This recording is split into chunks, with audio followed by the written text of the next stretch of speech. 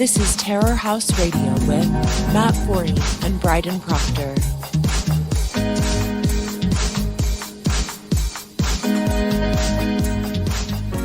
Yeah, welcome to it. Terror House Radio, episode number 38. I'm Matt Forney, your charming and loquacious host, and the founder and editor-in-chief of Terror House Press. Joining me is my co-host and producer, the man whose computer is apparently hacked, Bryden Proctor. How you doing, Bryden? I don't know. I mean, I'm doing better in the computer, apparently. I don't know what the deal is. I don't get it. It's picking and choosing what it likes and doesn't like to do, and it's weird. Yeah, Discord wasn't working, then Streamlabs wasn't working, then what else is going to go wrong? I don't know. I mean, everything else works fine. Like, it hasn't been like an internet issue or anything like that. It's just like, oh, yeah, here's what you're not doing today. I'm like, oh, cool. That's great.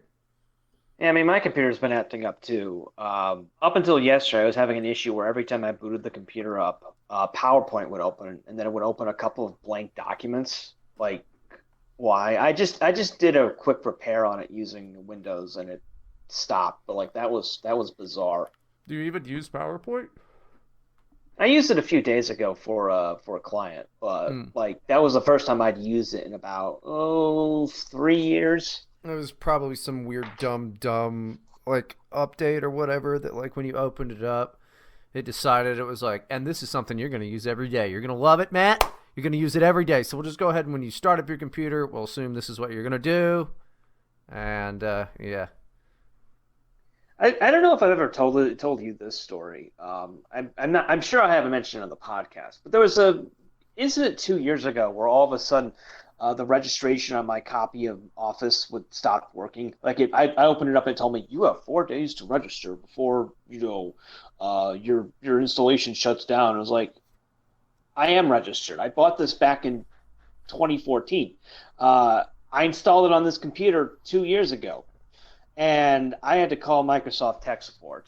No. They remotely took control of my computer, and over the course of like several hours, over like 4 days, they kept running all kinds of tests to try to get it to work. You know, first they tried what was it? They tried repairing the installation, that didn't work.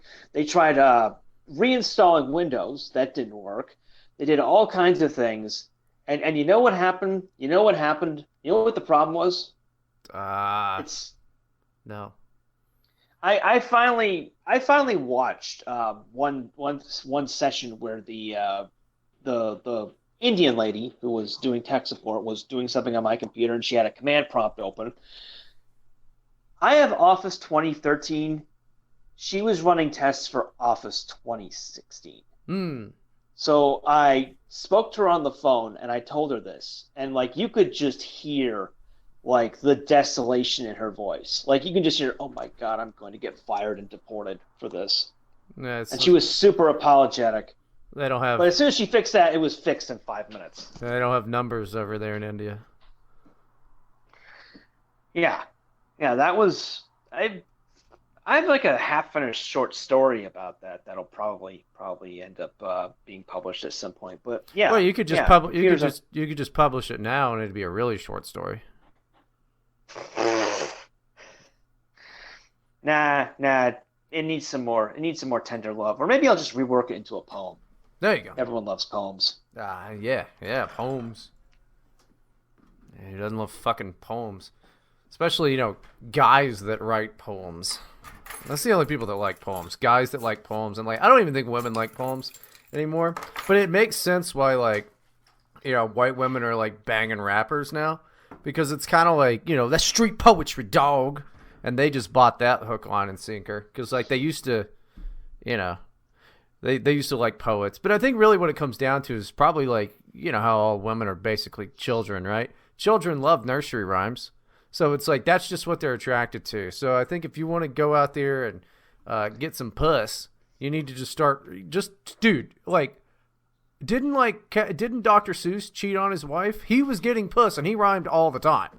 I'll bet if you rhyme a bunch, you can just get some tang. Yes, and also women love laconicness, and poets by necessity are men of few words. Laconic? What the fuck? That's laconic. Laconic. They don't like men who talk a lot. Yeah, that's why I don't like hanging out with women. But like, listen, shut up, bitch. I got things to say. Yeah, it's funny. I mean, earlier in the week, Infinite Jest was trending on Twitter, and it was basically all these mid-30s women complaining about like men who like Infinite Jest. And I forget who posted this on Twitter at some point. I think it was one of like the non-woke left guys, but he said something to the effect of the reason women hate David Foster Wallace is because they think men are supposed to be laconic and he was very wordy or something. I mean, I hate Infinite Jest too, but like the women don't have good reasons for hating it. It's basically comes down to some Chad who broke their heart in grad school liked Infinite Jest, and that's why they don't like it. Yeah, I don't really care about David Foster Wallace or Infinite Jest, but you know what I know guys do like? Infinite Chest. Boob joke, ladies. Get the fuck out of here. This podcast is for the boys and not for bitches. Infinite Chest. So get them tits out. Mail them over to whatever my shit is over at Terror House. Mag. What do we dot? Fucking AG or something. It's Terror House Mag at .zo.za. Yeah, there you go. Zoza. That's probably a black woman's name.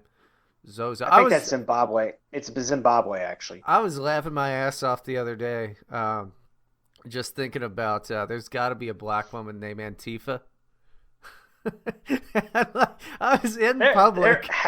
There would have to be one. If not now, there'll be a black woman in about 18 years named Latifah. I mean, Antifa. Yeah, it'd be like, hi, take a number. My name is Antifa. I can help you today. Like, well, it was bad because like, I think I was at the grocery store or something, but like, I just saw a group of black women, and I like, thank God for the masks, you know, because I'm like just smiling and laughing to myself about like a black woman named Antifa, you know. It's just funny to me. Think about Antifa Jones working at the DMV. Sir, you filled out Form D135. You need Form D137 for a commercial trucking license. I do not need this. I am on my break. Yeah, that's who I was thinking of, is the DMV employees.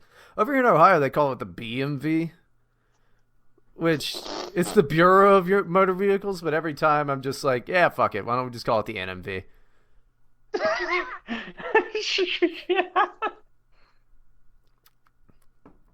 It's, yeah. Yeah, I don't know. I mean, speaking of fucking NMV employees, goddamn, Kamala Harris is kind of she's a bitch, huh? What a piece of work she is. The DMV clerk in chief. Yeah, I mean, we all watched the VP debate. It was boring, but that was the point. Well, yeah, I mean, I guess it was boring, but Mike Pence is very boring.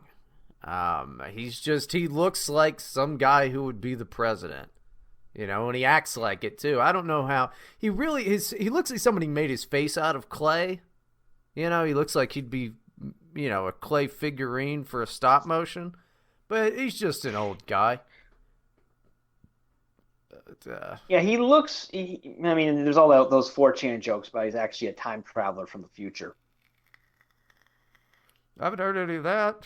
What do you mean he's a time traveler from the future? What, is everybody fucking ugly and flat-faced in the future? They don't have enough food there? That was a thing like 4 years ago because he's so like, you know, symmetrical and perfect looking. Yeah, I mean, he's perfectly creepy looking. I mean, he's definitely a creepy looking guy. He looks like Race Bannon from Johnny Quest type, you know, kind of older. And yeah, I think he looks fine. Yeah, he's just clean-cut white guy in his 50s. He looks like a default character from like a 1990s MMO. You know, he looks like the first guy that you know, and then you modify it, change your hairdo or something or whatever. But I mean, you know, good for him. I don't give a shit about Mike Pence or what he does. You know, he seems to be a good enough guy. But Kamala Harris was a real piece of work. And then I thought, you know, because they did that whole thing. Mr. Vice President, I'm speaking. All right, she does that one time. I'm like, fine, they're going to go nuts on Twitter for that. And then she just kept doing it. She kept doing it. And nobody answered any fucking questions of any real substance. And making all those annoying smirks. Yeah. Yeah, what is up with the boat? Did she learn that from Biden? I swear to God, there was one meme of her like matched up with that bitch from Game of Thrones, and I swear to God, like she was coached like beforehand. You need to make that face because like all the people will recognize that from Game of Thrones. I don't know. I never watched I can't it. speak to it. I can't speak to it because I've never seen Game of Thrones. I never will because I hate George R. R. Martin, and I hate the fact that everyone I hate seems to love that show. But God, the smirking was so annoying. I mean, it's the debate wasn't boring. It was boring when Mike Pence spoke. Whenever Kamala Harris, sorry, came up on the screen, I felt rage. Camel Toe Harris. Ugh. Be all right. Whatever, dude. She's good enough for fucking Montel Williams. She's good enough for us. You think you think you can fucking do better than Montel? I didn't think so. Woo, woo, Wait. woo, woo, woo, woo, woo, woo. Montel Williams? Yeah, dude, she dated Montel Williams. I didn't know that. Yeah, dude, she dated Montel Williams back when she was like younger, a lot younger. Yeah, Montel's Everyone been in ever there. talks about Willie Brown, but Montel Williams, that's a new one on me. Yeah, no, Kamala's been around. She's been around a few places. But if she's good enough for Montel, then she's good enough for me. Montel Williams kicks ass. The Montel Williams show was fucking incredible. I'm sure, yeah, she was much better looking, when she was younger. She really wasn't, man. She really wasn't. It was more the style. Her hair was just, she kind of looked like Michael Jackson hair. Black Michael Jackson, but, still. It wasn't great. It wasn't great. But that was the style at the time. Montel's wearing weird glasses and, everybody looked... It was Montel Williams' peak. He's allowed to fuck whatever he wants. All I'm saying is it was good enough for Montel. It's good enough for me. I'm not going to look down on Montel Williams. I would look down on her, though, because it does seem like she just fucked everybody until she was just here now pretending she's going to be the vice president, which is wild. And like, I'm not going to get so caught up on all the smiling and stuff like the media did. The media kept saying that it was a great thing. I thought it just kind of made her look weird, because I don't know why her and Biden, they both do this weird smiling at the wrong times. It's not like somebody said something funny or they were like, haha, I'm gonna get you, type of here's a deal. It's not. It's smiling at the wrong times. It's strange, and it looks like well, I got to be careful with the wording, since I was gonna say let's just call them primates, because they both do it, not just Kamala, but it's like a sign of like showing the teeth and opening your mouth real big and stuff is like this sign of like fear, right? And I'm not some body language expert. I don't think that those people really exist. But it's weird, isn't it? Am I wrong? Maybe I'm way off because I'm real stupid. You're not off at all. It's fairly accurate. It also looks like something a mental patient would do. Like the Joker, though. Like, not just a normal mental patient, like one in Arkham Asylum. I mean, I just don't know how every reaction has to be, regardless, because he's like, I felt like anybody could have asked Joe Biden or Kamala Harris, anything like that, would have been like, so, what's up with your involvement with Pizzagate? And then they would just smile. And it'd be like, oh, it's a weird reaction to things. It's a weird reaction to just smile. What it is kind of, it's like what the anchors on TV do. You see pundits and stuff do that all the time. I don't really see politicians do that as much, or at least didn't used to. They usually furrow their brow and nod along and act as if something, is going to come out of their mouth that is going to make it seem like they didn't cheat on their wife or whatever. But this is the new thing, is the weird smiling. It's somebody seems to like it. Like, all the idiots on Twitter were like, yes, yes, queen, with the smiling. Maybe. I mean, if it works with the people that are going to vote for her, I guess. I think normal ass white men in middle America were like, oh, I've seen that face. That's why I don't talk to the secretary anymore. I've seen that face. I see it every 4 years when I have to get my new vehicle tags. Yeah. It's just weird. It's weird. I heard the CNN people go, and Mike Pence didn't smile once. I'm like, I don't think he smiled for years. He doesn't smile. He's got incredible composure. Mike Pence wouldn't react if God himself pissed in his face. Probably not. No. Of course, I mean, if he's like super religious, so I think if God's pissing in anybody's face, it's probably not Mike Pence. He's a big fan the fly. of God. I mean, I remember talking about the fly. The fly landed in his hair, and he didn't react. Yeah, but that was all the hairspray, I think. I mean, it's hard to tell. You get a fly on your head, like, I mean, well, you wouldn't know because, listen, I don't know how long it's been since you've had hair, but it acts as a barrier. Flies can land on your head, and you won't know. Yeah, it makes sense. Like a fly lands on your head, you're gonna know because that's, you're aware of your head. Mine's covered in a shield of hair, and it's a thick, luxurious shield. It is. It really is. I do have really thick hair. It's great. And it's nice. Also, I did realize kind of like my haircut. Is sort of like the reverse horseshoe haircut. Like, you're talking about like the balding look? Yeah, like the guys, like the older guys, and they got like, the hair all around but not on top. It's like a horseshoe. That's all an undercut is. It's just like a reverse horseshoe haircut, You still got an undercut? Dude, all the time I got an undercut. You got to do the undercut. It's a great haircut. For my face shape, it's a great fucking thing. Because otherwise my face looks super round. So this elongates it, which makes you more trustworthy to people. Makes you look trustworthy, also makes you look thinner, I guess. Yeah, that also matters because I have a fat face now. I used to have one of those chins. Haven't seen it for years. It's a shame. It's a shame. I used to have a chin, and now, it's nothing but neck flap. But that's fine. Dude, I'm probably gonna end up, getting some cosmetic surgery done at some point in my life. I'm sure, just to get rid of neck flap. Liposuction. No, I mean, whatever it is. I mean, maybe not the liposuction. I mean, maybe a little bit. They can suck that out of there, but I'm thinking they could take the skin and get rid of some of it and. Give me more of give me back my mid to late 20s chin that I used to have.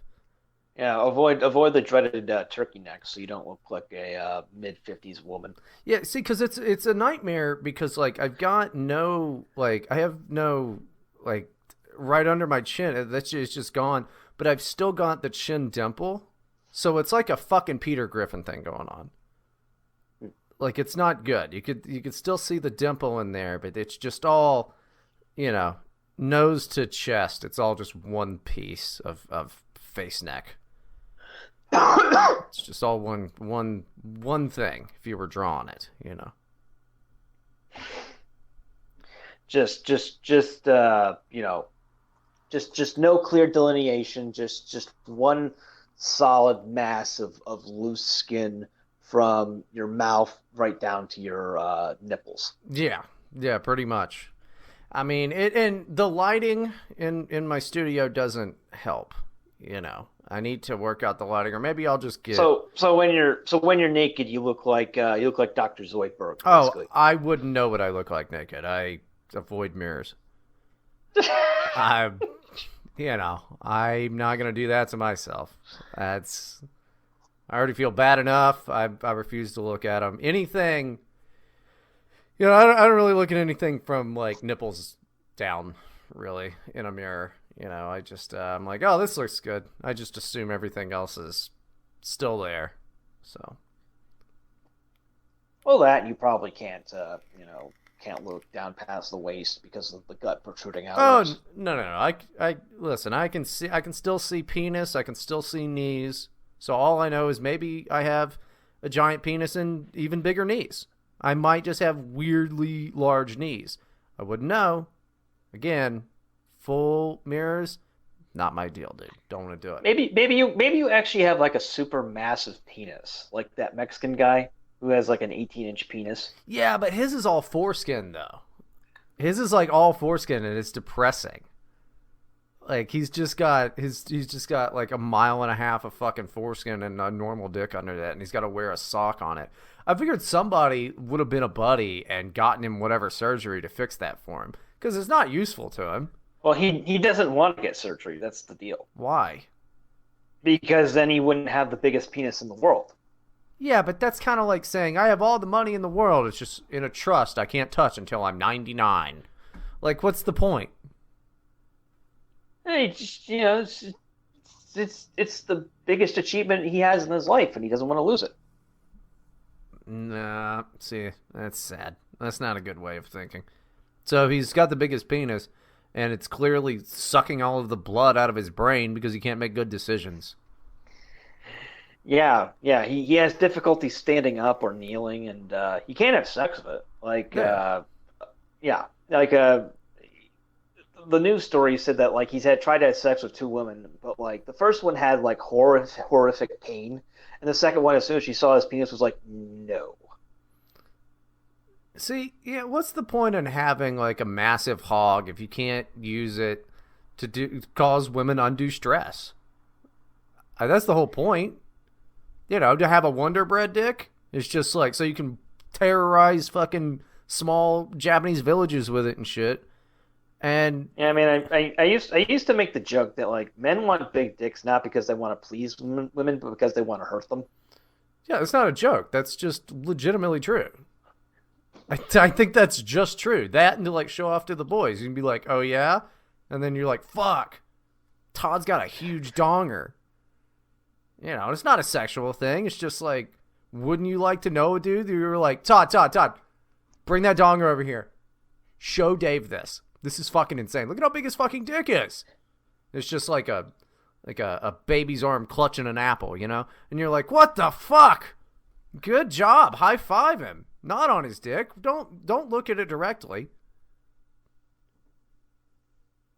Well, on the upside, that guy can hurt women with his dick in other ways. You can just use it as a club.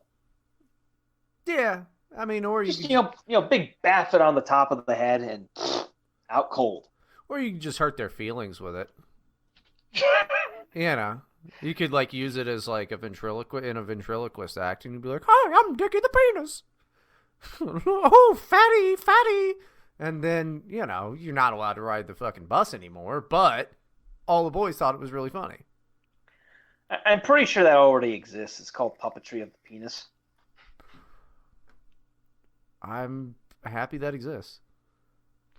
Yeah, I remember it was put on. There was a performance of it at my college, like 14 years ago. It was billed as the male version of the vagina monologues. What was the... Okay, hold on. So a guy at we gotta get rid of colleges. A guy came to your college and whipped his dick out and did voices with it. I mean, I'm not saying that that's not awesome.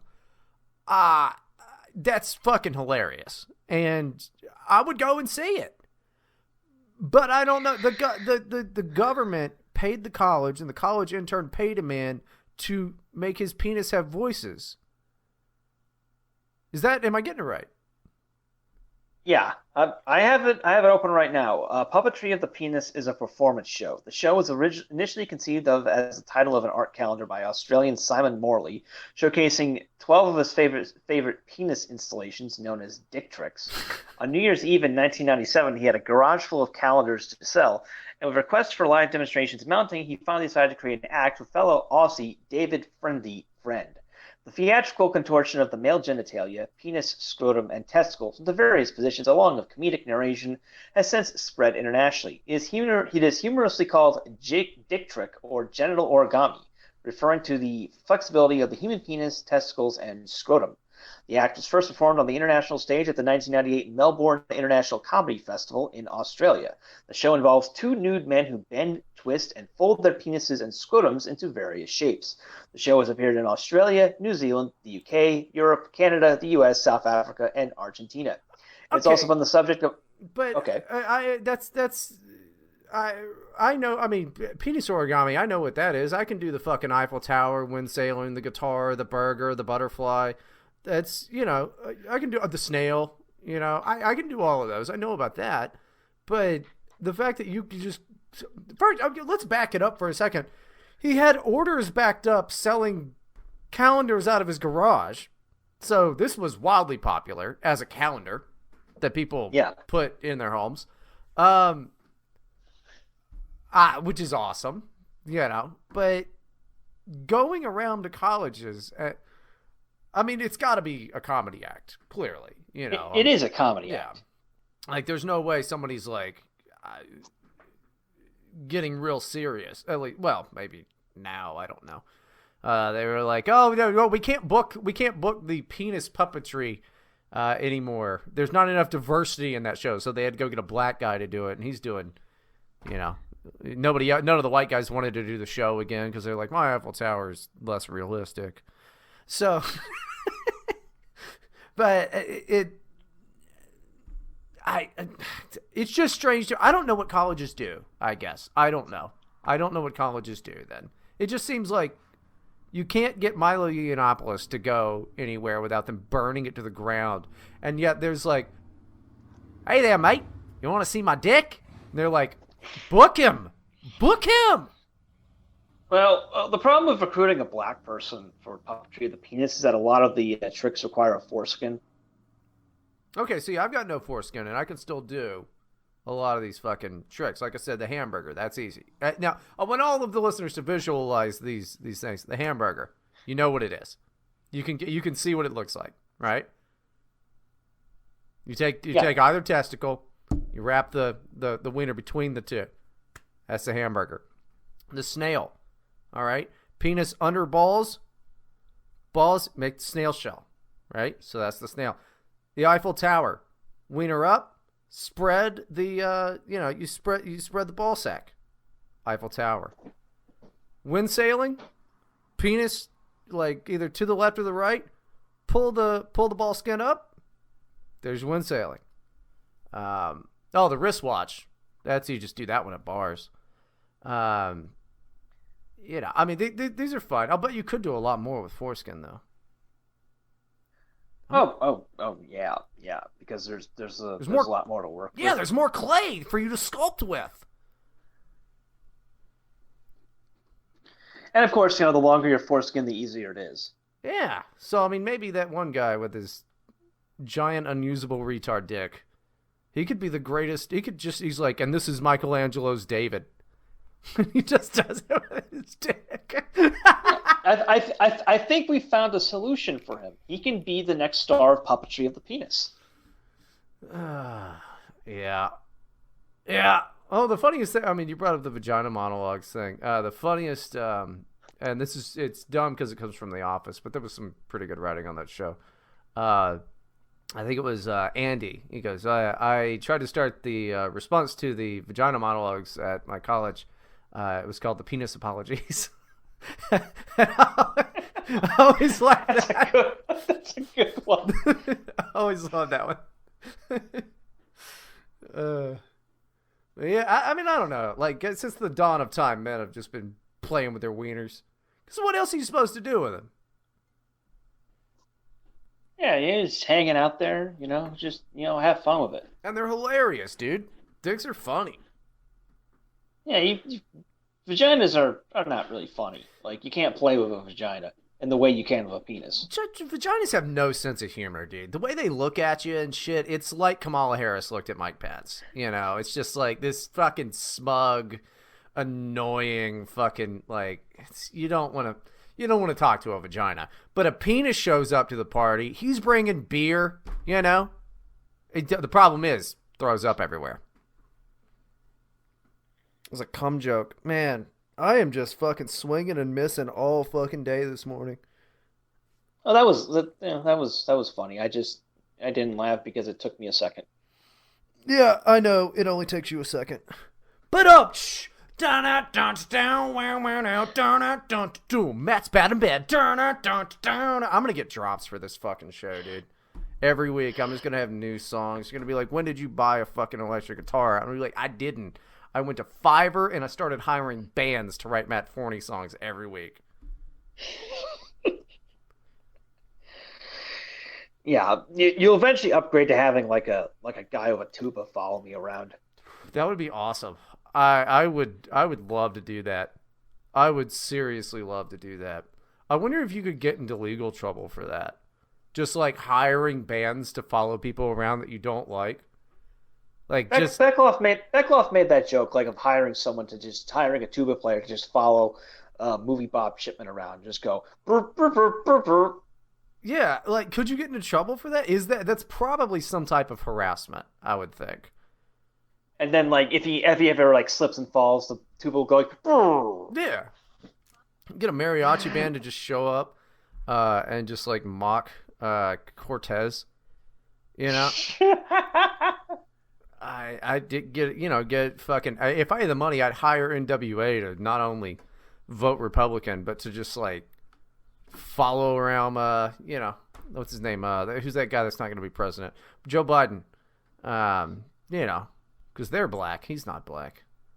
I ain't black. I was so happy to find out that I'm not black. Yeah, it was. You had many years of just being kept up at night about that horrible thought. Well, I don't know. I mean, my penis is apparently giant. I can still see it over my fat fucking gut. So, there's thoughts. Okay, I got a brain. You could also be Italian. Oh God, no. Ooh, Jesus, fuck. Can I please be black? Our lives matter if I'm black. Good God. Oh yeah, you could also be Greek. Oh well, no, they got tiny dicks, but they are fat. Yeah, and they're all weird looking. Greeks are just weird looking people. Although, gotta say, fucking Baba Ganoush, that's some good shit. You actually like Baba Ganoush? Dude, fuck yes. Are you serious? It's the only good thing the eggplant's ever done. What, you don't like eggplant parmesan? No. You're gonna fry up some nasty eggplant. It's all mushy and shit. It's gross. I hate it. Baba Ganoush isn't terrible. It's just weird. It's weird. Yeah, it's eggplant. Nobody should be eating eggplant. Eggplant's fucking gross.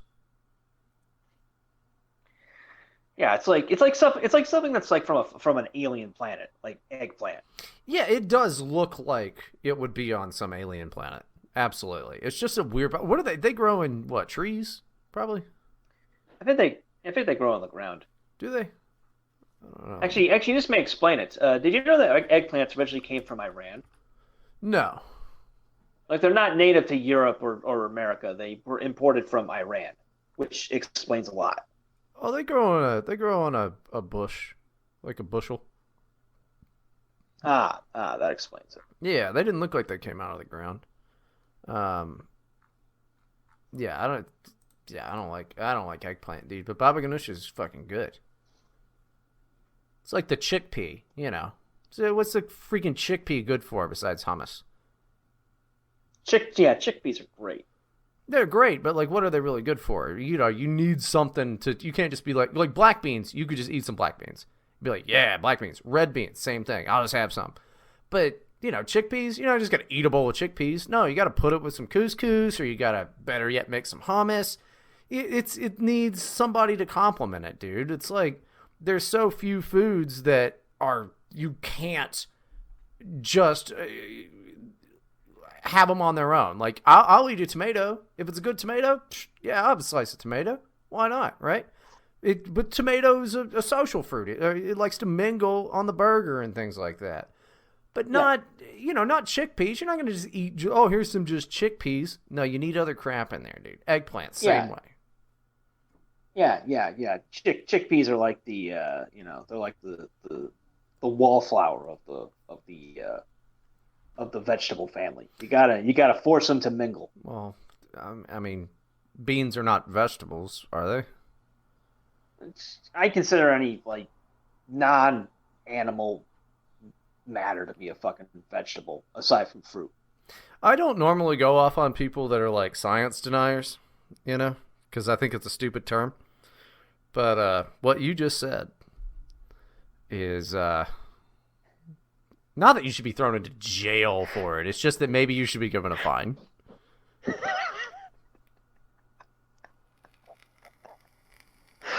What? Oh yeah. What did I say that was so wrong? Oh yeah, peanuts. Yeah, what a great vegetable. My favorite vegetable. Oh man, strawberries. What a great vegetable they are. Basil. Oh man. Strawberries are obviously fruit, right? And peanuts are nuts. Yeah. Okay. What's a cashew? It's a nut. It's a legume. Now a lot of beans. There's also a difference between beans and legumes. Now a lot of those, I think chickpea might actually be a legume. I don't think it's a bean. I mean, they call it the garbanzo bean, but I don't know. It might not be. I don't know. Yeah, people call things stupid stuff all the time. It's like they call, Joe Biden presidential. Bam! Topical. I need a band. I'm going to get a house band, dude, for every podcast they do. I'm just going to hire people that are a horn section, and that'll be great. I'm going to go to open mics like that, too. They'll show up, and they'll just have them, sit. They'll just, sit in the back and do all the horn stuff for me. These are all my dreams, but really my initial dream is to just have entirely too much money, like Scarelli money. I'd still live like trash, but I'd just have bands, I'd hire real big fish to follow me around.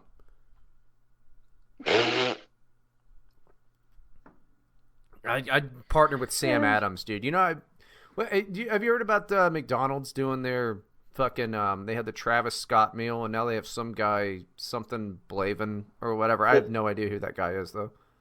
The Jay Ballard meal or something. Is it? Yeah, I don't know.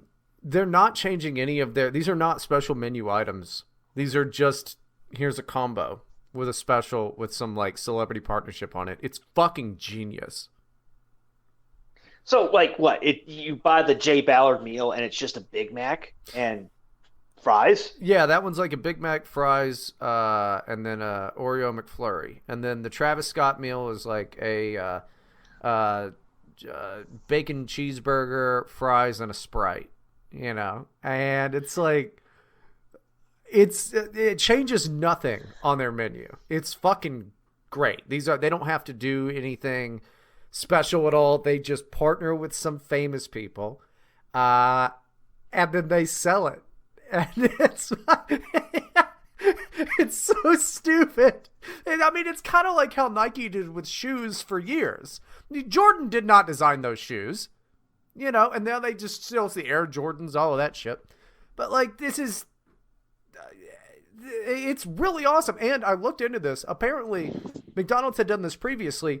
Guess who they did it with? I have no idea. Michael Jordan.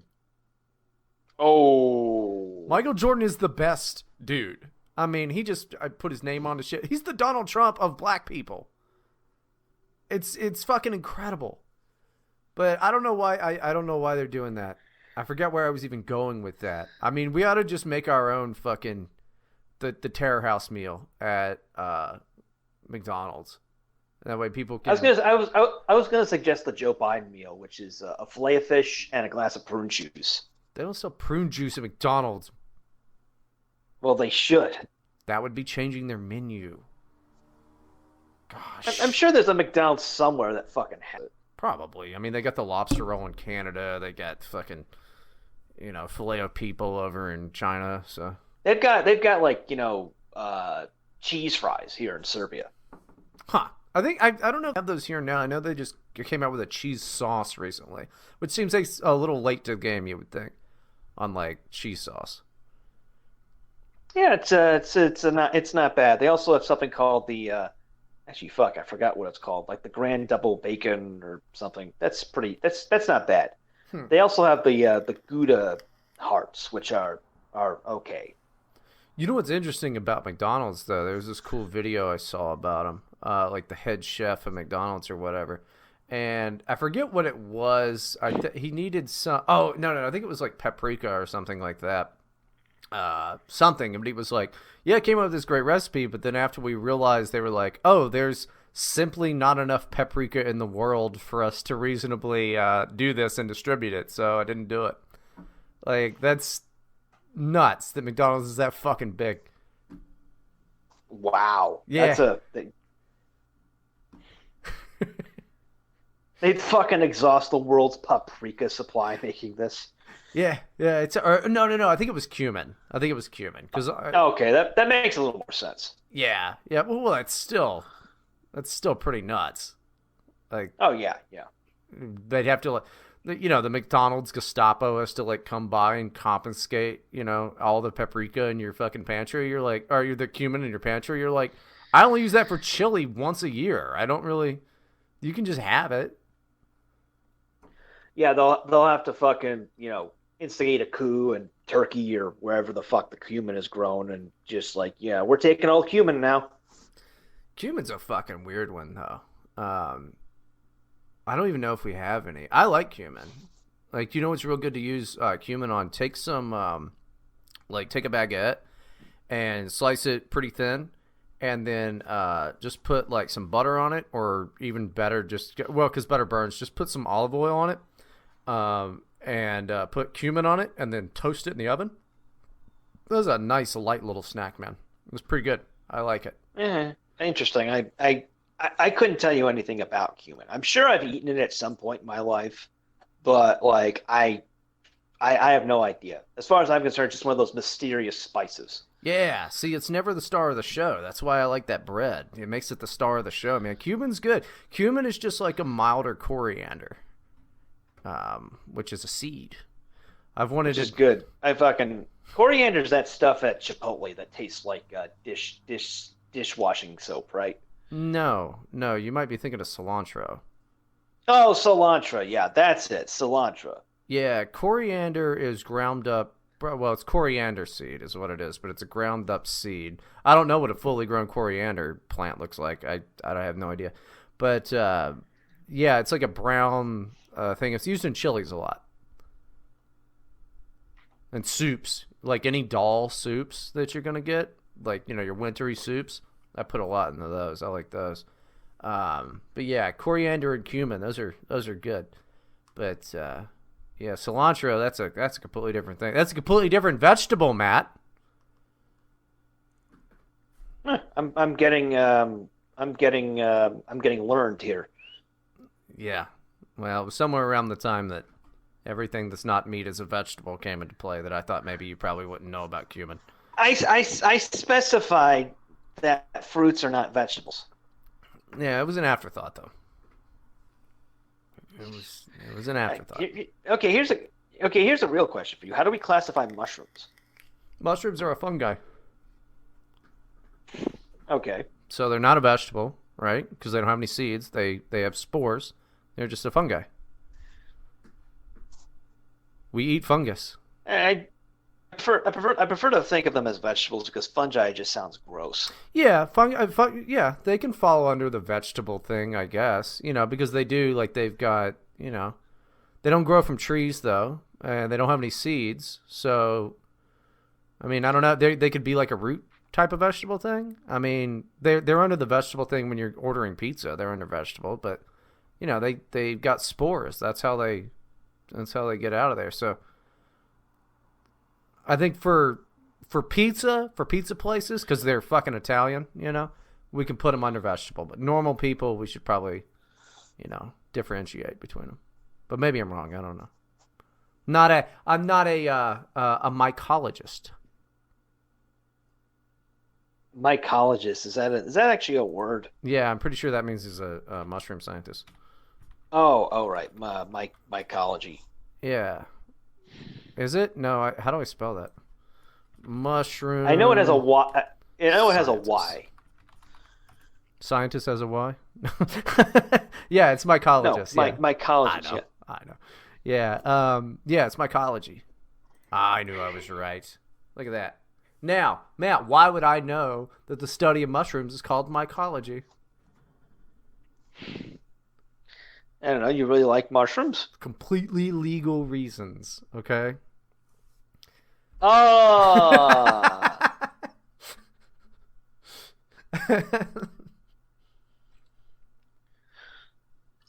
But yes, your answer was right. Yes, your answer was right.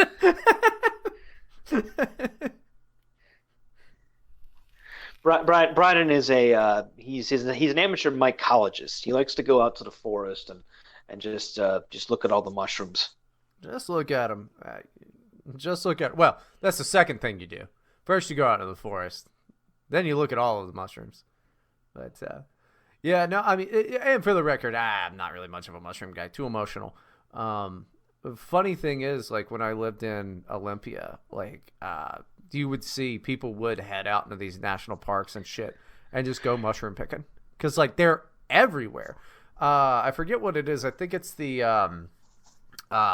either cubensis or azarescens, psychedelic mushrooms that just love to grow in mulch under pine trees, of which there is a fuck ton in the Pacific Northwest, right? And yeah, people just go out like they're like, oh, it rained, you know, the day when the I think it's like in October, November, or whatever, when it starts to rain before the frost or whatever. People go out and they'll just get bags of them, and well, then they do the drug trade, don't they?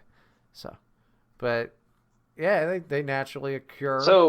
So you can just go out into the forests in Washington State and find all these mushrooms and get like a totally legal high.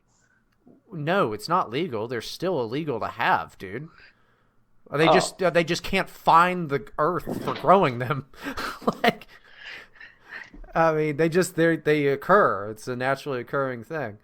But I mean, you can also find a whole bunch of other, you know, medicinal mushrooms and like good tasty mushrooms and stuff like that that you can eat. But yeah, people go nuts going out to the parks and stuff, and they just know where to look and they can go and find them. Obviously, people grow mushrooms in their houses and shit like that, but like, you know, you can find all these motherfuckers outside. Like cubensis grow under cow shit. Oh. So there's a lot of psychedelic mushrooms. I mean, all the mushrooms are like psychedelic mushrooms. All they are is just poison. You know, they're just poisoning you. So they just occur places. Yeah. Be careful of the mushrooms, guys, because you can get some serious nausea if you take too many. Yeah, it can also make you into a hippie, which is worse. I think it's worse. It'll make you start listening to the Grateful Dead. Yeah, that is that's something you don't want to do. The Grateful Dead sucks, dude. Like, oh god, they fucking suck. I hate them so much.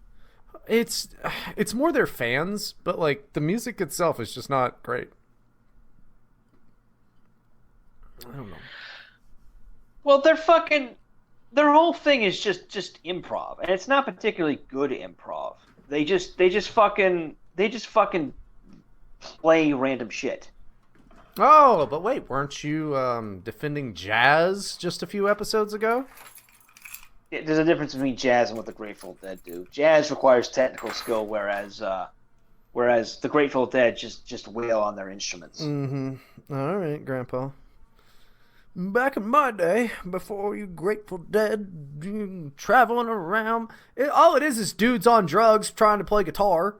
That's all any of that shit is. That's like the jazz, the Grateful Dead, Fish, all of that shit is just fucking dumb dudes that are high on various drugs, mashing around on a guitar going, it's the same shit, but they just have different effects pedals on them, depending on what year it is. Yeah, also the Grateful Dead have some really whiny songs, like, please don't murder me.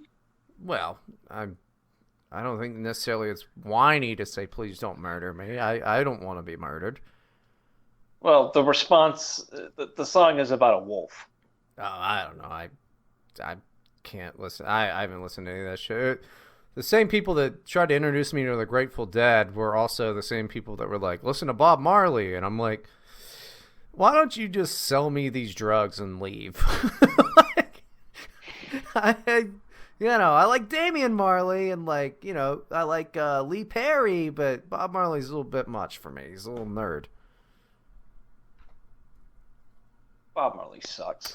It's not that he sucks. It's just that his music is like lifted up by a bunch of retards. It's like, this is he was so peaceful and peace, man. And I'm like, he took over the Rolling Stones mansion. He like beat him up and got him to get out, and we're like, they had to call the cops to get. Wait, seriously? Yeah, dude. Bob Marley was a fucking monster. He was a mean dude. He used to walk around with a goddamn wrench in his back pocket and hit people with it. He was like not a nice, cool guy. This just in, Bob Marley was awesome. Yeah, some of those things are cool, but like, yeah, he wasn't like a nice, cool guy. He just was a pothead. Jamaica's a rough place, man.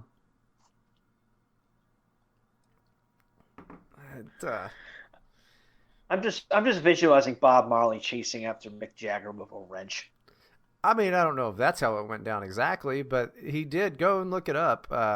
Yeah, the Rolling Stones, like, he came and like took over their fucking house. He bullied them. This shit's hilarious. Great moments in unnecessary violence in rock music, like when Phil Spector threatened Leonard Cohen with a crossbow. Okay, I don't know who Phil Spector is.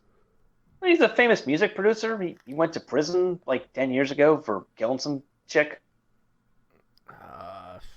What did she do?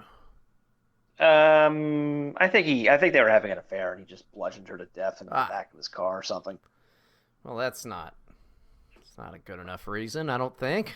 Well, he kind of lost his marbles in the 70s because he was in a pretty serious car crash. He was thrown out through the windshield and hit a tree. Ooh. And the paramedics that arrived on the scene thought he was dead until they detected a pulse. He needed something like 300 stitches on his skull. Damn. And he survived, but he wasn't quite the same after that. That's when he started wearing all the wigs and the hats, and when his behavior became, as they say, erratic, which at that time culminated in him threatening Leonard Cohen with a crossbow. Huh. Yeah, you can't really fuck around with head injuries. I think if you get one, then if one of my friends got a head injury, I would be, I'm not sure if I can hang out with him anymore. Because either A, he's become retarded, and everybody I know is fucking retarded anyway. But, or B, they are now, like, a violent retard. Nobody ever gets a head injury and is like, you know what? I've actually calmed down a whole bunch, and I think I'm going to be a doctor. And then they actually go to medical school. I don't think that's ever happened. Nobody ever hits their head and becomes a genius. Yeah, they all become like Phineas Gage. That sounds like a name I've heard before. I can't place it. Oh, is that the guy who got shot, right? He got blown up by dynamite? No. He got like a nail like punctured in his brain, and he became super violent afterwards. Yeah, which brings this is always brought up whenever that fella's brought up is like, okay, let's say you believe in God. Which is the Phineas Gage that gets to go to heaven or doesn't? Is it the guy who was apparently a nice guy before that, or the monster that, was created through that whole deal? And weird things of free will and like all of that crap. And I'm sure there's plenty of Catholic excuses for it, but that's a weird one. That's a weird one when you think of like who is the real Phineas Gage and then like which one gets to go to heaven or hell. So I wonder. Nobody ever answers it in any concise way. It's always some like hard-spun philosophical nonsense. Because my explanation of it is that guy is a retard now. Well, he's dead now, but that guy was a nice guy. Then his brain got fucked up, and then he died. So that's what happened to him because he's an idiot. Well, it depends. Are you asking like Catholics this question or Protestants? Exactly. I assume if you would ask a Protestant or someone who believes in salvation by faith, they would be like, well, so long as he believed on the Lord Jesus Christ, he would be saved, and his actions after the injury wouldn't matter. Right, but think about this. His brain's all fucking got a spike through it. Does he believe anymore? Or does the part of his brain that makes him believe in God, is that gone? Did anybody ask him? I know he became an alcoholic. I don't think anyone asked him. You'd think somebody I don't would think that ask was him. that. I don't think that was the when you've got like a super violent like alcoholic guy in front of you, like the first thing that comes to your mind is not do you know if you're going to heaven or not. I'll bet some people. You should have gotten the Quakers over there to talk to him. They do that. They usually get speared in the neck with tribal spears, but they do that. Yeah, it would minimize the violence afterwards because they wouldn't fight back. All right, Matt, do the news, do the Terror House news. Hold on, I gotta do something real quick. All right, yeah, news. The Last Century by Mikhail Drozdovsky, translated by Kirill Kamenets, and if I mispronounced your name, Kirill, I'm really sorry. That's some. I'm not good with foreign names. Sorry, man. It'll be out on October 23rd. I think I may have mentioned the 15th on the last episode. Well, we had to delay it because of unforeseen delays in the publishing process. But it's coming out October 23rd. Great book. The first ever English translation of Mikhail Drozdovsky's diary, one of the leading generals of the White Army during the Russian Civil War, and an important primary source on the Russian Civil War, discussing his fight against the Bolsheviks and communism and all that good stuff. That is coming October 23rd. Maybe we'll have Kira on the show. Maybe I'll do a written interview of him. No, we're not sure how things are going to unfold. But the book will be out on the 23rd, and we'll also be publishing some excerpts at Terror House magazine, terrorhousemag.com. So go check that out. Bryden is off vomiting in the sink, and let me look up that Phineas Gage fellow. Phineas Gage. Was he saved or was he not saved? Da, da, da, da. Oh damn! It was way more than a nail. It was a fucking iron rod that went right through his one end and out the other. Holy shit. Because see, with the nail, I was thinking of that episode of House with the Chinese girl whose parents tried to kill her by driving a nail through her brain. No, this is way more than a fucking nail. I mean, how the fuck did... Wow. Just Jesus Christ.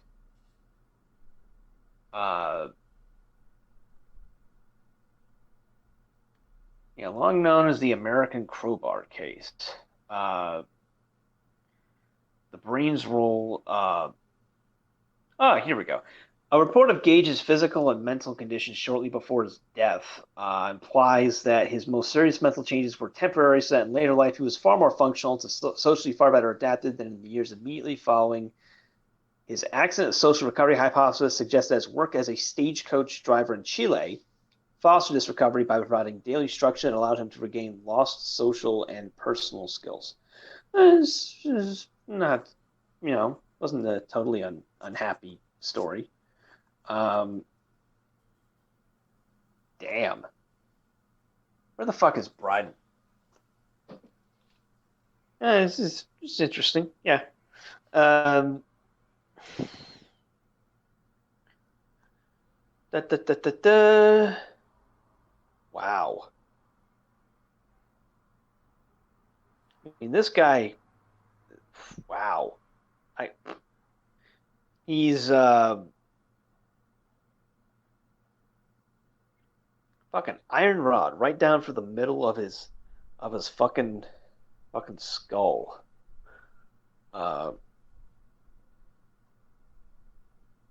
Right down the middle. But yeah, go check that out. The Last Century. For next month, we'll be having we'll be publishing Everything Fun is Illegal and Immoral by Charlie Chitty. Charlie will be a guest on the show later this month, And also next month, we'll be publishing the next book by Andy Nowicki, Lost Violent Souls. Everything Fun is Illegal or Immoral is a poetry collection by Charlie. And Lost Violent Souls is a short story collection by Andy Nowicki that was originally published by Countercurrents back in 2013. It's been out of print for some time, and Terror House is bringing it back from the depths of obscurity. Both great books. Everything we publish is great. Everything we publish is great. And I want to give a shout out to Eris, Elizabeth Victoria Aldrich, for her capsule review of Under the Nihil by Andy Nowicki, in which she, I'm paraphrasing from memory here, so don't bite my head off. She said that she liked the part where the women in the novel were getting killed and not just raped. I think that's what she said. I don't recall anyone in that novel getting raped or killed, but we'll take it. We'll take it. So yeah, thank you to Eris for her incisive short review of Under the Nile. Are you back, Bryden? Yeah, I am. I had one of those peas that I went in there and I was like, it's gonna also be it's gonna be poop too. Yeah, that must have. That always sucks. Yeah, because you think you're going in there for one thing. It's kind of it's kind of like going to the DMV, because you're like, all right, I'm gonna be in and out. I just got this one thing, and they're like, oh, also, we got to update this too. It's a nightmare. You ever been so dehydrated that your pee comes out like soup? Yeah, like all thick and shitty. Yeah. Yeah. Yeah. Now here's the real question: have you ever had diarrhea when you're dehydrated? Oh yeah, all the time. I don't know why the body does that. I don't know. You'd think it's trying to retain liquid. It's not. It's spitting it out. Yeah.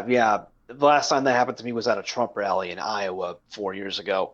Because I was waiting in line to get in, and I was waiting for Trump to come up, and I was just holding it and holding it and holding it. I eventually got to a gas station, and I had to buy a lot of fluids after that. Yeah, you gotta drink some Gatorade, dude. Yeah, it was not fun. I think I just bought a huge thing of water because otherwise I would have died. See, water's great. You gotta get some water for sure. You gotta always have water. But if you're super dehydrated, you gotta go with the Gatorade, dude, because it's it gets you all whatever the fuck electrolytes are. It's got salt and stuff in it or whatever, which I hear is good. Oh, excuse me. Apparently, is good for you when you're dehydrated. Oh my goodness. I'm in such great health, but I don't know. I know if it's good enough for football players to. I'm pretty sure it's good enough for me, and it's got carbohydrates in it, which makes you good and fat. So. I don't like Gatorade, so that's why I didn't buy any. I later did get the salt back when I ate at a Taco John's, so... Why don't you like Gatorade? I don't know. I mean, it's... I'm just not a fan of it. It's difficult to describe. I mean, if you asked me why I don't like cranberry juice, I could tell you I'm not a fan. I could tell you why. Maybe because it's not, sweet enough... Maybe it's not sweet enough for me. Maybe that's the issue. Gatorade isn't sweet enough. What are you just drinking? Fucking Hershey's chocolate syrup? What do you mean Gatorade isn't sweet enough? It just seems like it should be sweeter than it actually is. It's plenty sweet, man. It's too sweet. I get the half sugar Arctic Blue ones. I have sugar, man, because it's too sweet. I can't remember the last time I've had Gatorade or even seen it in a store. So you need to go try a Gatorade, and you're gonna go, this is far too sweet. Because if you're having it as an adult, you're gonna go, this is too sweet. Okay, fine. Tomorrow, or maybe later tonight when we're done doing this, I'll go to a store and see if they have Gatorade here, and I'll buy some, and I'll let you know what I think. Yeah, get a Gatorade or a Powerade, any sports drink with an aid on it, unless it's Serbia aid. I don't know what that would be. It's just that one's just vodka. But, yeah, no, it's too sweet, man. It's too sweet. It's not a complaint. It's not, I don't think you know what you're talking about. Yeah, I think what we've found from today is that when it comes to food, you don't have any goddamn idea what you're talking about.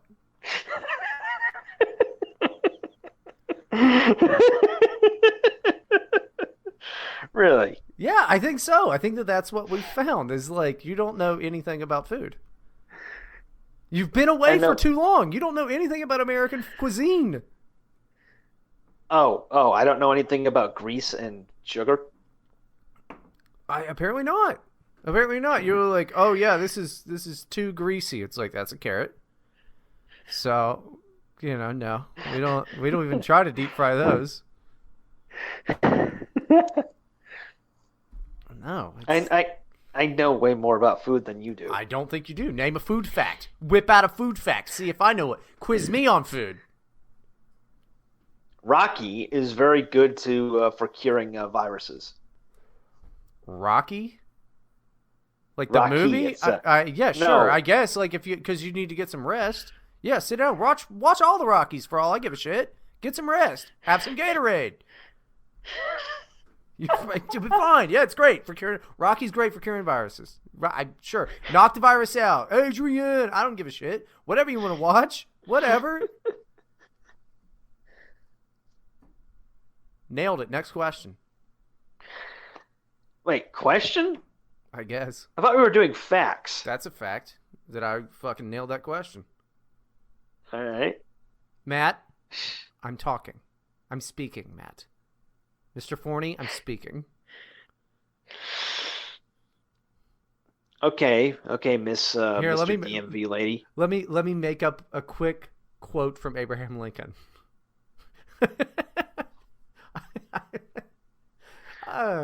Oh, she did that shit too, right? Yeah. She just made up something where it was like, and Abraham Lincoln said, actually, packing the Supreme Court is pretty fucking cool, and Mike Pence is a bitch-made motherfucker. So, and then, they just let it slide. But who's fact-checking what Abraham Lincoln said? And, I don't blame the moderator for that. I don't remember what she said. The moderator was a bitch. I can't remember her name. Yeah, neither do I. I just remember her as that bitch. Yeah, but she didn't do as bad as Chris Wallace. I mean, of course, the CNN people, it was funny. They were like, yeah, and there was Mike Pence just kept talking over two women and kept saying mansplaining. That's now it started as a Tumblr word and has now made its way into sociology books, into the TV is saying it at me now. The TV is saying now you remember Gamergate? People were like, why even worry about that nonsense? That'll never. It's here now. That's what they're doing, and they're saying mansplaining on the TV. Eventually, mansplaining will be read into the read into the U.S. Legal system. I am pretty sure mansplaining is in Webster's already. Because they keep adding weird new shit. It's on the website. Mansplain verb. Does that mean it's in the dictionary? In their dictionary at least. Well, that's the only one. I mean, I don't know who Merriam and Webster are, but they sound Jewish, and it's it just seems. Yeah, I guess mansplain is in the way. Okay, mansplain added to dictionary. And why do we care about that? I mean, yeah, mansplain. This was in 2008. Oh no, the first it was first documented in 2008. It was added in 2018. They also added words like hangry and swag. So, English is doing really good. The language is being progressed. It's being fucking turned into nonsense. And this is why we had this a few episodes ago about how much all of these words upset the hell out of me. It's, what do we I don't like it. I'm now officially petitioning the dictionary to add based, hello cringe department, and stan. Oh my god, dude, they are gonna add stan, I guarantee it, and that's gonna be super annoying. I mean, if I had a time machine, I wouldn't go back in time and kill baby Hitler. I would go back in time and give Eminem a good childhood. That way he never existed and wrote that fucking song. That way I never had to hear somebody use the word stan as a verb ever again.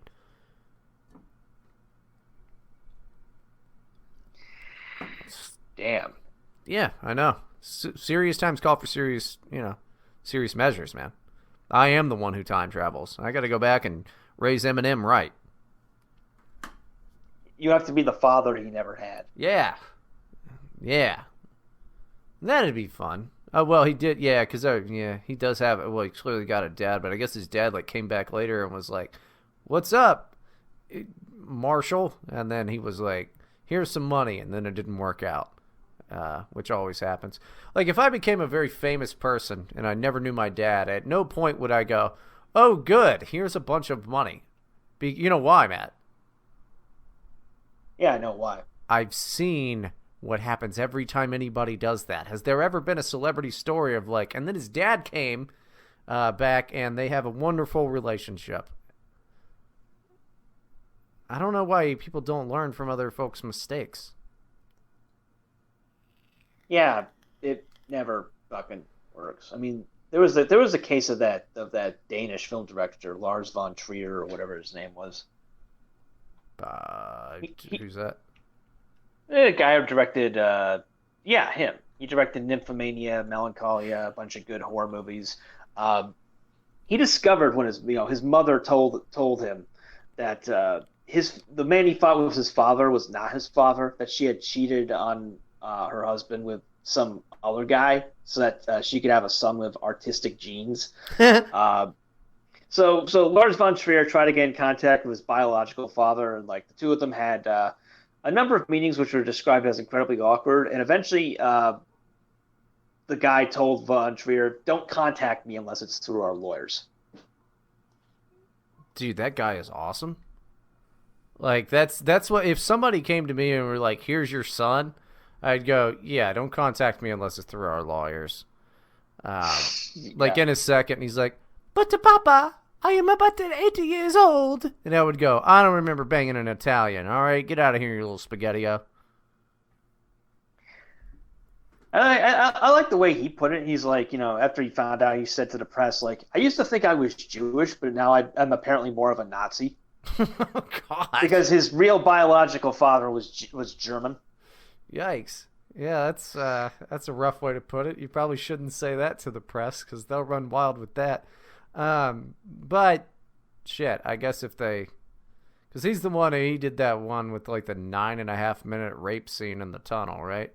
So they're probably that was Gaspar Noé. Oh, okay, yeah, because I still haven't seen that that fucking thing. Although I did see there was a YouTube channel run by an Indian fella that was like hottest Hollywood movie scenes. And that was listed on there. And it was all weird rape shit. Indian guys are rough. They're rough customers. Hottest Monica Bellucci scene, and it's just a 9-minute rape scene from Irreversible. That's what it was. Because, like, I found that because after you told me about the movie, I looked it up because I was like, okay, there's got to be some fucking funny dudes that are going to, rag on this shit and, like, talk about this movie. And, like, who knows? Maybe it's not as bad as it, seems like. But then it was just this Indian dude. And he had, like, tons of videos. And it was all just, like, a lot of it was Bollywood stuff. But it was mainly all rather aggressive fucking, like, movie rape scenes. Did he have the scene from, like, what was that movie with Jodie Foster in the 80s where she gets raped on a pinball machine? Was it Roadhouse? Yeah. Yeah. I'm guessing he didn't have that. I don't know. I don't remember that one. I just remember scrolling through and going, oh, these are all rape scenes. This is... He had like 4,000 followers, too. I'm like, that's a popular Indian YouTuber right there. There's only one Indian YouTuber I like, and that's Mudahar. Mudahar's never heard of him. Some Ordinary Gamers. Mudahar. He's got like 1 million and some odd subscribers. He's just a funny Indian dude who does like IT and he's a good guy. He seems like a good guy. Oh, okay. Yeah, that was a rough one to come upon there. It's just like, and YouTube allows that But no Nick Fuentes. All right, we'll just have some guy who just seeks out and cuts rape scenes from movies and posts them. But I think it was eventually taken down. What, the irreversible thing? Maybe. Yeah, it was. I'm pretty sure it was. I don't know. Yeah, it's rough. But it probably wasn't taken down for like obscenity or anything like that. It was taken down because it was copyrighted. Oh, I'm sure. Yeah, no. I don't know. It's just brutal. It's brutal. I mean, I admire. I wonder how much of it is just like translation issues and stuff, but I gotta admire like the determination of a lot of the like show Bob's and Vagine Baby, type of guys. Like they're just it's not translation issues. They're just really fucking horny. That's weird though. I've never been so horny that I'm like, it's raping time. That's, I don't know. Do they have like a deficiency of women over there? Is that like an issue, or is it like they got like way more men than women, or like why are they such horn dogs all the time? I think it's just that like the internet just completely broke their brains, and also, I mean, have you seen the average Indian woman? Not the average one. They're not great. They're not good, but they got some hot ones. Yeah, they're like the one broad from Slumdog Millionaire, right? She was hot. Every now and then you get one, you're like, ah, lick, blah, blah, lick, la, and you're like, okay, she's pretty good looking, right? But yeah, most of them not so good. Yeah. The horniness of Indian men is unmatched. I have a friend who lives in Thailand, and like there are a lot of like Indians who will go to Thailand to like hookers and stuff. And the hookers hate them. The hookers charge them double what they charge other clients. And the Indians are obsessed with haggling and getting group rates. That's awesome. That's hilarious. Dude, that's hilarious. You get a group rate on a Taiwanese whore.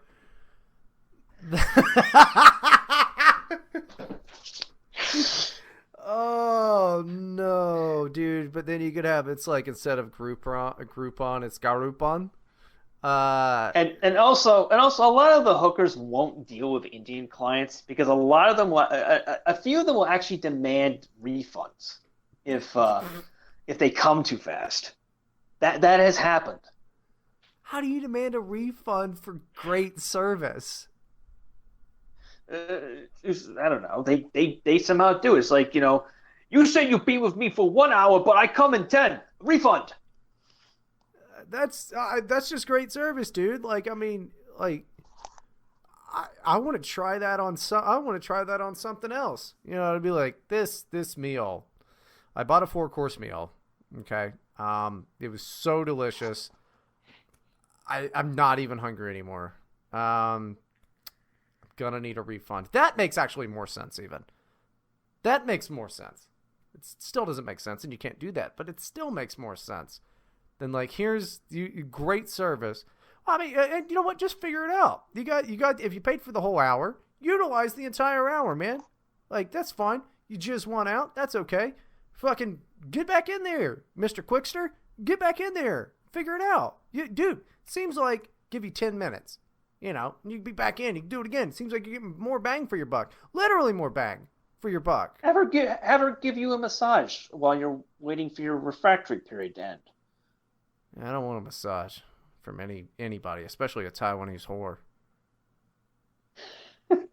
I love how we're talking about Thailand and you're calling them Taiwanese. Yeah, I know. That's Taiwan instead of Thailand. Though I'm sure there are plenty of whores in Taiwan too.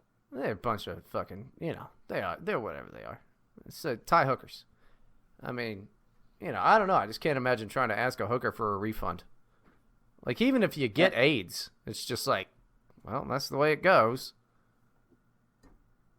It's rough. It's like, I mean, but people do that. They'll eat like, 9 chicken wings out of a 10-piece thing and go, this is gross, and try to send it back to the waiter.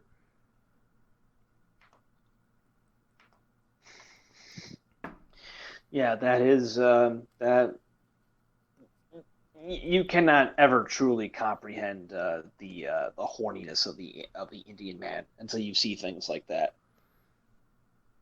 Somebody should write a book on that. Just call it The Horniness of the Indian Man.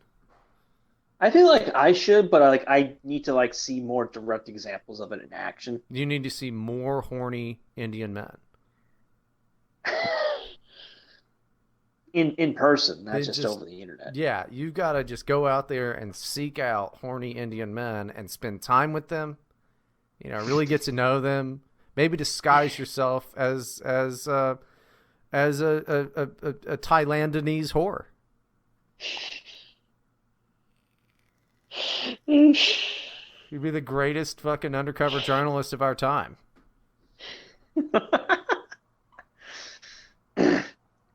I think a few days of walking around Pattaya, watching the haggle group rates would be enough. I would love to see that. Like, I really could do nothing but just stand there and laugh. This is why I can't go to places like that, because I would just be stopped on the side of the street pointing and laughing. I'd have my phone out going like, are you fucking this is awesome. This is sweet. Everybody's like, that white guy is super weird. I'm like, also, where is somewhere where you serve normal food? I do not want to eat scorpions. You people are weird. Filming. My friend was was telling me about an incident like that like the other day. Some white guy was just standing in the middle of town screaming about Trump and how Trump was evil and a fucking bastard, and people were like on the verge. He was on the verge of getting arrested because like you don't do that shit there. Like, you don't sit in the middle of a fucking street and just start causing a scene. Why was he deciding to protest Trump? I don't know. He was mentally ill, I guess. I can't imagine the average Thai person cares about Trump. Probably not. I mean, we don't think about them. The only thing I think about Thailand is like, isn't who's that Street Fighter character that's from Thailand? Isn't it E Honda? Yeah. Yeah, I think he's from Thailand. But you know, I mean, I think laughing at Indian dudes haggling with hookers for group rates, that's a reason to stand in the middle of the street and laugh. But nobody cares about Donald Trump over there. I don't see why they would. Yeah, it's the laughing. Yeah, you might be able to get away with that. I'd be trying to get him in on it and be like, look at that. Look, isn't that funny? Just like, that is not very funny. Those are working women. I'm like, I'm pretty sure that one's a dude, but you know, whatever. Dude, that Thai ladyboy shit is fucking horrifyingly terrible. How so? That like they'll like pick the ones that are like the most feminine boys in their family and shit, and then they're like, you go be a lady, and then like that's what they do. Yeah, that's fucking. They're just like, that's what you do. You will make this family money by, you'll go pretend to be a lady and bang fucking British tourists. That's fucking not a great life. That doesn't sound good. It's just part of their culture. It's not part of their culture. Thing. That's part of poverty. They don't do that in other countries. Yeah. Yeah, I guess, okay, that's part of their poverty culture then. I don't know. They don't you know, they don't all try to play basketball and make rap SoundCloud fucking names for themselves there, but that's what the poor do here in America. Yeah, it's just a weird. I mean, I've never been to Thailand. Like, I can't explain the whole lady boy thing. Well, there was a Netflix documentary about it, and yeah, it's, I forget what it's called, but like, yeah, it's like rough. You know, they're just like, oh yeah, here's your only way out is to just go bang British guys. You know, it. Yeah, I don't know. I don't know what the world does. I just try to stay away from the parts of it that I disagree with. I put a shield up to my, blinders to a lot of this stuff as well. I'm just like, I couldn't find it on a map, so that's it. I couldn't tell you where Thailand is. You've put one of those face shields around your brain. Yeah, because I mean, I can't figure that out for them. I can't go to them and be like, hey, that didn't sound like that's a great thing. Sounds like that sucks for you. Nothing I can do about it. So I just go ahead and pretend it doesn't exist, and I just close my eyes and I think about E Honda. Yeah, they seem to be cool with it, and who am I to tell them what to do? I don't think they are cool with it, man. That's where you're like, oh yeah, Chicago seems totally cool with all of the, nightly murderings. They're not cool with it, but they just kind of live with it. Well, yeah, but like this whole thing is like a way of life in Thailand. It shows being a gang member in Chirac or whatever they're calling it these days. Chicago. Yeah, but Chicago's economy is not oriented around murders. Right, so the government backing it up and being totally cool with it makes it better. And also, isn't sex tourism still illegal over there? Like, you're not allowed to technically do it? I'm sure it's legal. Well, when we're talking about countries like Thailand, the law is more of a polite understanding. It's just a suggestion. They're like, hey, wish you wouldn't. And you're like, sure. It just seems rough to me. I don't know. It just seems rough. Like, way to win the birth lottery, and not be like the youngest, most supple lad in your large Thai family, And they're like, all right. They make plenty of money. It's the parents can afford to move into a bigger house because of that money. So yeah, it's still not great. It doesn't seem good. Because, it's one thing, it's just, prostitution. So it was like, okay, that's already probably not great if you're selling your family for prostitution. But it's another to be like, you know what? Plus, gender-bending prostitution. So it's like, okay. It's not like if they found the gay one in their family and we're like, do you want to go be a gay prostitute? And they were like, yeah, fuck it. That'd be even more different than, you're a girl now. Get titties. It's, I don't know. Something just sits wrong there. It's like a weird cyberpunk thing that I'm not cool with. Because that's, that we missed that part of Blade Runner, where everybody was trans. Well, they seem to be happy with it. They've had numerous opportunities to reform and never have. So I just don't know how true that is. Well, I mean, every time there's like a democratic leader in Thailand who wants to help the peasants, they just get overthrown in a military coup, and then things go back to normal. So sure, and that military completely run by ladyboys, right? It's all just the ladyboys running around with AKs, going, "No, this is how I want to be." The ladyboy coup. Yeah, I don't think that's who's running. It'd be like the Thai version of General Butt Naked, just Thai ladyboys and combat boots patrolling the streets of Bangkok. And what an unfortunate fucking name. It's just good God. I mean, yeah, come on, dude. It's like, Thailand's a country with place names like Bangkok, Pattaya, and Phuket, spelled Phuk. It was kind of destined to be a sex tourist hub. You might as well could just call it Guyland. It's, yeah, I don't know. I'm just saying, I feel for him. I feel for the lady boys stuck in that weird situation that they're in. But yeah, I don't know. Why don't we just take all the American? Well, the Thai people wouldn't like them. Because dude, America has the ugliest trannies. We do. I think we have more than Thailand. I'm sure. Probably not per capita, but I think we have more trannies than Thailand. And man, all ours are ugly as hell. There's not even one of them that looks passable. Well, they won't like the American trannies because the American trannies don't respect boundaries. The Thai lady boys, they'll tell you up front, if they approach you, they're a lady boy, and you have the choice there to just say no, and if you tell them no, they'll fuck off and find another client.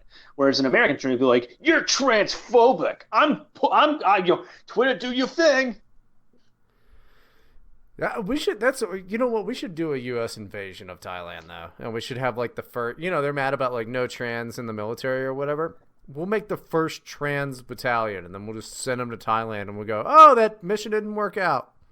fuck. Oh well. Just live over there. Or we can send them to Iran. Or we can send them to Iran. That's how we will settle. That's how we solve both sides of everything. All right?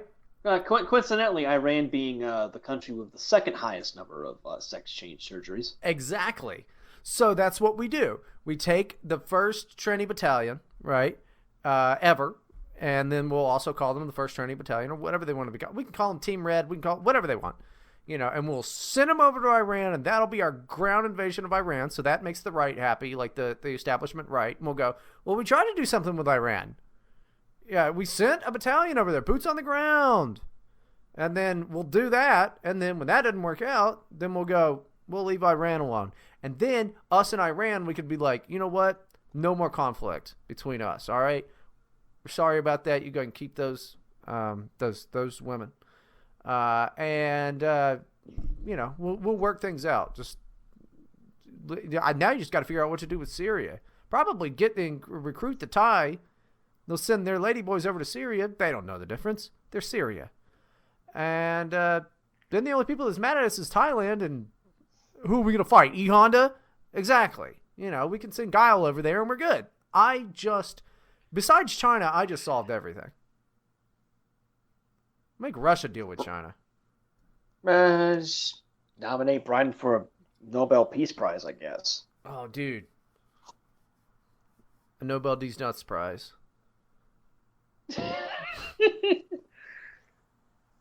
Yeah. I mean, I think I just solved it. I made everybody happy. That would be funny, though, the 1st Training Battalion. You send them to Iran. Because, I've heard him say, and Iran has all this, they're okay with that. And I'm like, nope, they just hate gay people. So, they just hate gay people, so they make them be women.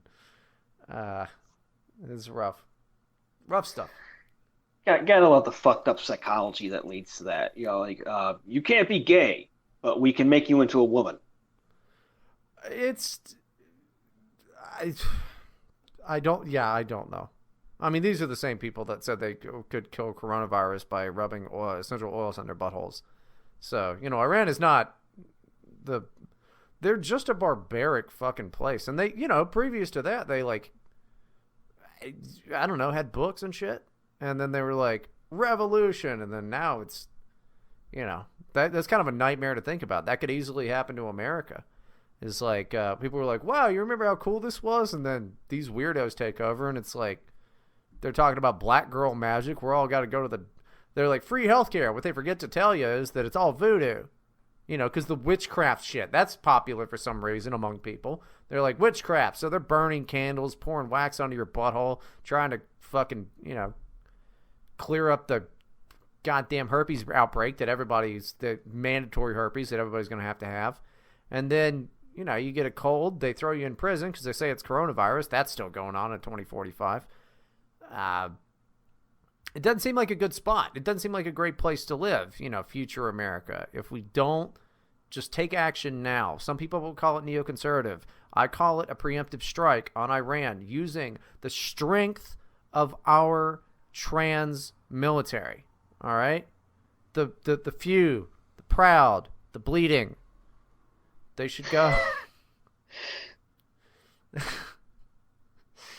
The few, the proud, the trans. The few, the proud, the trans.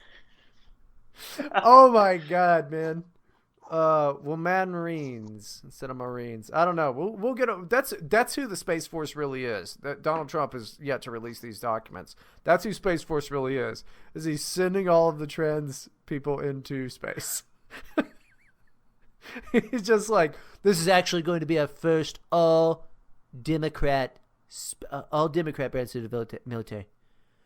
We're going to round up all of the Democrats. We're going to. He's making fully automated luxury gay space communism a reality. Dude, he truly is a peacemaker. Like, if he could do that and he just sent them all to space, and it'd be like, okay, I think we'd all just go, huh, that was weird. I kind of miss my friend Tony, but he got caught up in that BLM shit, and Well, whatever he wants to do, I'm going to stay down here. I'm glad the factories are back. How do you liken that 35 cent a gallon gas? That's pretty fucking cool.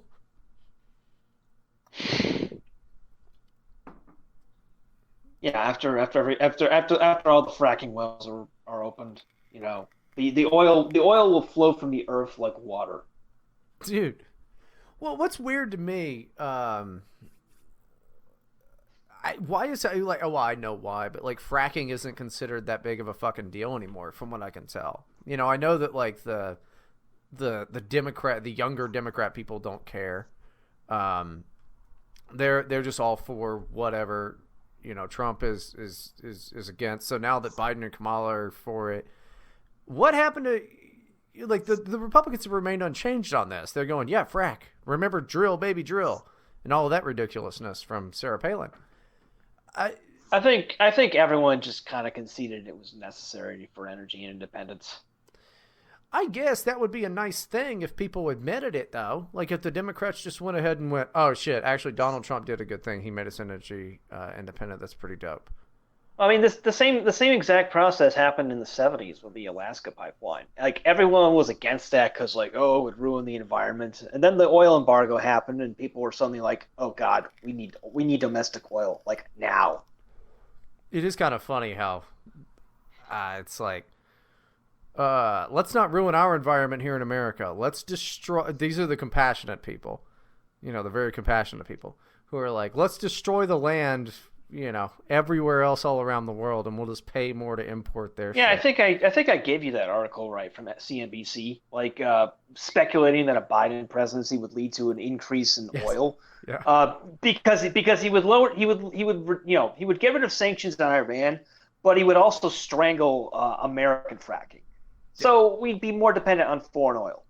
Well, that's what Obama was all about. So it doesn't surprise me at all.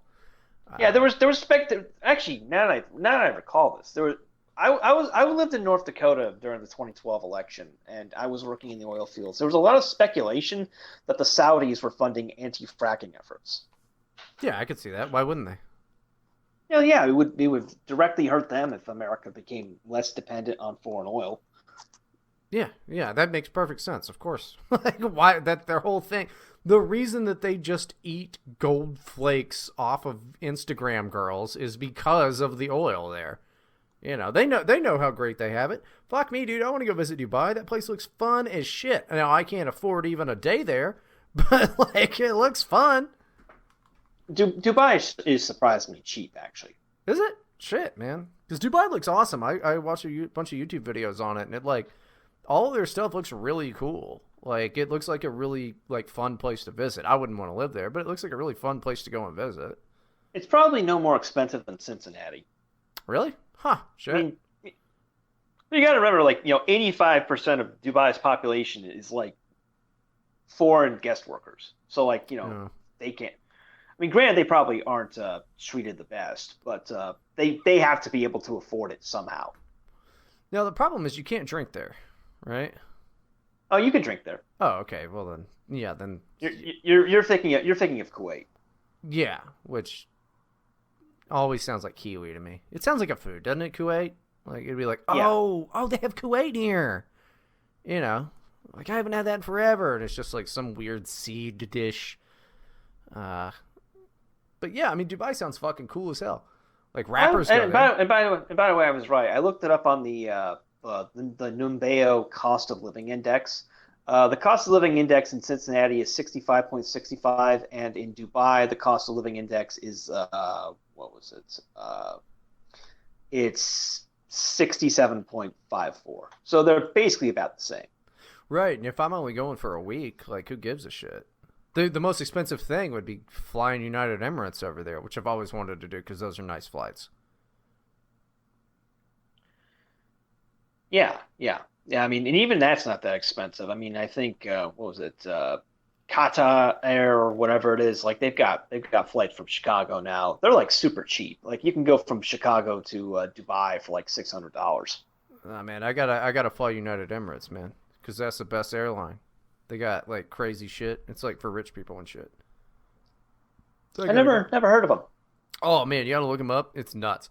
Like, everything about it is fucking pretty cool. Yeah, it's like really nice stuff. And if I'm gonna fly for fucking 17 hours or what the fuck ever, I gotta spring for the first class, man. I gotta spring for the first class. Gotta take a shower while I'm on the flight. Gotta do all that stuff. It's expensive as fuck. Oh, and I also looked it up. Drinking in Dubai is legal for tourists. It's not legal for the people who live there, but tourists can drink all they want. That's hilarious. What a terrible law. That's awful. That's so bad. I hate it. But it would be advantage Bryden. I'd be okay with it. That would stink. That sucks. That's kind of standard in the Middle East for the countries that aren't totally dry. Like, they don't allow their own citizens to drink, but if you're a filthy foreigner, you can drink up. That's such a shitty law. That sucks. Well, it's not that much different than, in America, where like, hey, if you want to come here, you have to come legally. Unless you invest a large amount of money, in which case, sure, we'll just hand it over to you. Don't even worry about it. But even then, it's not that severe. Like, can you imagine working in a restaurant and you're like, oh, here's some wine. Yeah, apparently it's really good. Wouldn't know. It's actually illegal for me my entire life to ever have any. So, hope you enjoy it, Whitey.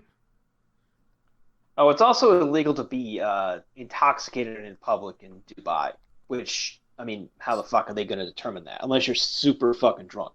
Well, it's illegal to be intoxicated in public here. Yeah. Like, how do you fucking, how would you enforce a law like that? Unless someone is, like, falling down drunk. Well, that's how you enforce it. I mean, that's how we enforce it here. Drunk in public is a charge. Public intoxication is a charge, man. Like, yeah, if you're wandering around, pants around your ankles, if I don't know, you don't know me, then yeah, they pick you up. So I imagine it's roughly the same, but maybe a little bit. They might be a little bit harsher over there, given the entire country is not allowed to drink besides white people.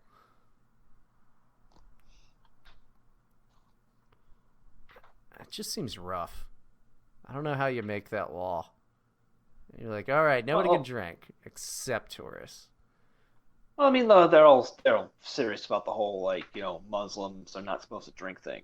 Yeah, but the people who run the country drink all the time. I mean, I would imagine a lot of people. It's probably true to the way like pot is, here. A lot of places, it's like, come on, dude. But everybody does it. Might be that. Yeah. I mean, they're liberalizing. Like Saudi Arabia used to have the Mudaween going around, harassing people for not, praying 5 times a day. They stopped doing that a few years ago. That seems like a waste of money.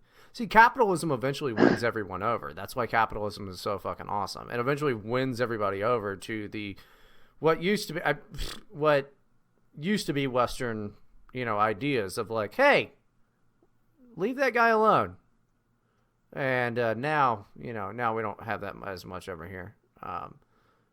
But money wins at the end of the day every fucking time, because it's like, I think everything goes out the window when you start thinking about, and maybe, the Christians and what have you would say, oh, this is why, or whatever, if you start thinking about earthly desires or what have you. But, like, if you can look around you and go, wow, my standard of living is greatly improved by not bothering people, so maybe I'm going to quit being so much of an asshole, and I'll just go ahead and worry about my own dick for a little while. I'll worry about my own dick. That mode of thinking, I think, ultimately wins. It's like, hey, we're not eating shit out of our own assholes anymore. This is pretty dope. Eating. That put a really horrible and funny image into my head. Well, that's what they did. And you know what they would do to your head if you would have laughed at it when they were eating shit out of their own assholes? They would have cut it off. That was the only entertainment that they had for the gear.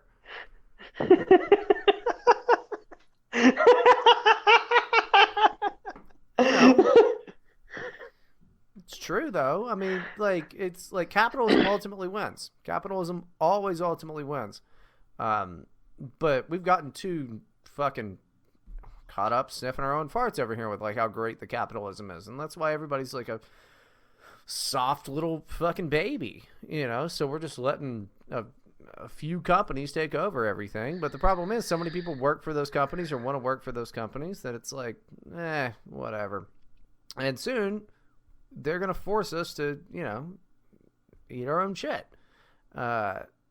It's weird watching the wave of, like, I'm sure there's some sociological term for it, but like the wave of civilization come over places as places finally catch up. And then America's caught up its own ass. A lot of the Western world's totally caught up in its own ass, thinking like, well, we were the ones that have always been at charge of things. And then now it seems like this is not a great thing. Let's put a halt on it, on the technological advancements being like what we use to dominate the world, because you're getting, you know, like the whole world soon. The whole world will be Twitter if things keep going this way. The whole world will be Twitter. And Elon, as much as I like him, I don't like his Neuralink shit. He's like, it plays music. I'm like, yeah, it also goes in your brain. So I'll stick with headphones. But with the censorship and all of that, it just seems like a step backwards.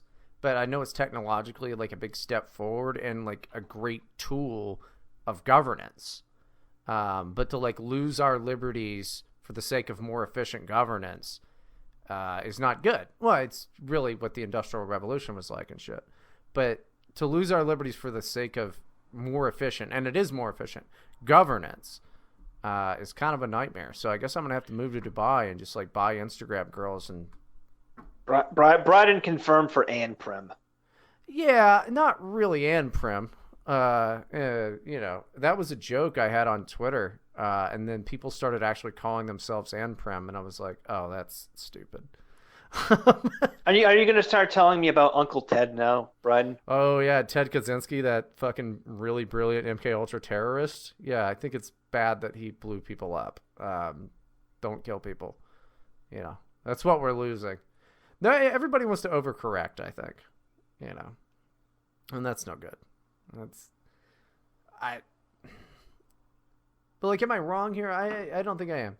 It's good that we're finding a more efficient way in which for societies to govern, you know, like through the internet. But it's moving so fast that we're definitely fucking ourselves here. Or at least they're fucking us. I'm not fucking anybody. They are fucking us. Like, ultimately, what you would want to do is, like, keep these types of things as a way more efficient way for even rather unheard members of society to be heard, right? Like, let's look at, you know, even just the alt-right, how, you know, bombastic and ridiculous the alt-right was during, you know, 2015 to 2017. That was largely unheard. You know, nobody cared about that type of thing. And yet the positive ideas that come out of that, which are like fuck the media and, in my opinion, like race realism and things like that, things that should be talked about, whether or not they're right or wrong, should be talked about, have permeated. It's not a tool you want to completely do away with, but it's also not a tool that you want just the, you know, nobody decided that Jack Dorsey and Zach, what's his name? Mark Zuckerberg are in charge now of like who has a say in things, and even going so far as to like, we're not going to allow presidential campaigns to declare victory or anything like that.